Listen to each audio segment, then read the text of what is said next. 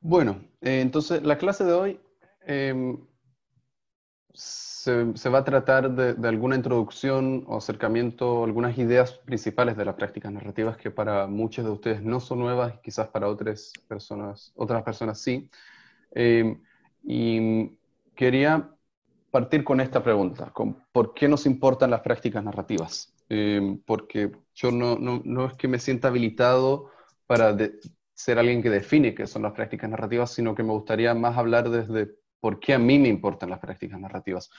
Pero también sería interesante colectivizar esta pregunta y saber los aportes que pueden tener personas de distintos lados que vienen trabajando y conociendo estas ideas.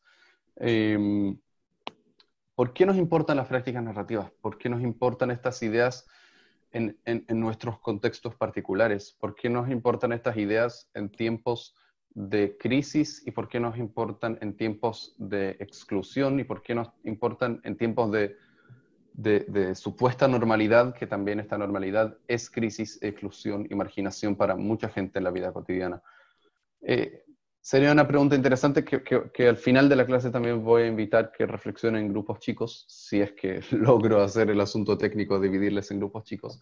Eh, y un poco quería ordenar la primera parte de la clase, por lo menos en torno a esta pregunta, ¿no? ¿Por qué son importantes las prácticas narrativas? Pero antes mencionar que las prácticas narrativas nacieron de la colaboración entre dos personas, entre Michael White y David Epstein. Michael White era un trabajador social, David Epstein un antropólogo, que se encontraron trabajando cada uno en su lado, Michael White en Australia, David Epstein en Nueva Zelanda, y comenzaron a colaborar. Eh, Comenzaron a colaborar y a crear una práctica desde distintas ideas, desde ideas de la antropología social, de la filosofía postestructuralista, de los movimientos sociales y antiguerra Vietnam, eh, y desde muchos otros lados. Y es gracias a la documentación de estas prácticas y la documentación de estas ideas que hoy tenemos acceso a mucho material que nos permite seguir pensándolo y vinculándolo también con nuestros contextos en Latinoamérica, ¿no? Estas prácticas eh, vienen de otros lados, pero por lo menos yo encuentro que tienen mucho que ver con cosas que venían pasando y que están pasando en Latinoamérica y con ideas locales. Eh, Quería partir con dos ideas, con dos convicciones, desde, desde donde yo lo entiendo, lo organicé para hoy, posible que en otro momento lo hubiera organizado de otra forma. Son dos ideas que yo entiendo que Michael White y David Epstein abrazaron como para empezar con una práctica comunitaria y terapéutica eh, que es parte de un giro respecto de las formas más convencionales de trabajar. La primera idea es que el conocimiento moldea la experiencia, que nuestro acceso a la realidad, a la vida, esa masa indeterminada que se llama vida, se hace mediante el conocimiento. Y este conocimiento eh, es un producto cultural y es un producto histórico y es un producto local también, al que accedemos en nuestros vínculos y en las representaciones sociales y culturales a las que tenemos acceso. Y este conocimiento no es neutral. Eh, Esa es la base más mínima de las prácticas narrativas. El conocimiento que tenemos acerca de nuestras vidas, que tenemos acerca de las otras personas y las prácticas que son posibles gracias a este conocimiento, no son neutrales, sino que moldean la experiencia de las personas.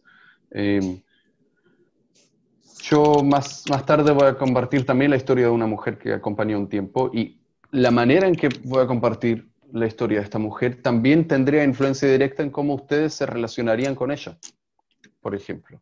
Las categorías identitarias que yo privilegie cuando la describo tienen una influencia directa en cómo ella experimentaría a sí misma también, ¿no? Entonces, esta es la primera idea.